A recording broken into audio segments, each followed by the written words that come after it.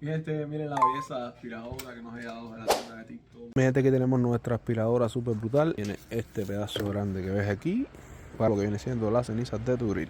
Y por acá, cuando se prende, vamos a aspirar.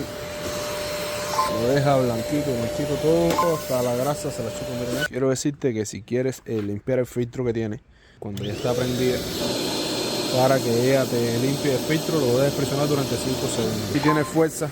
Miren eso, mi gente, cómo te chupa la mano, ¿ven? Sin la mano, miren eso, ¿eh? Y aparte se ve bastante bonita. Tienes que cargar estas apliques que tiene acá arriba, que ves aquí. No puedes sacar toda la basura que tenga adentro. Recuerda, si quieres hacer un producto tan genial como este, te lo voy a dejar aquí en la disposición de descuento. Recuerda entrarte en mi canal para que puedas hacer estos productos tan geniales.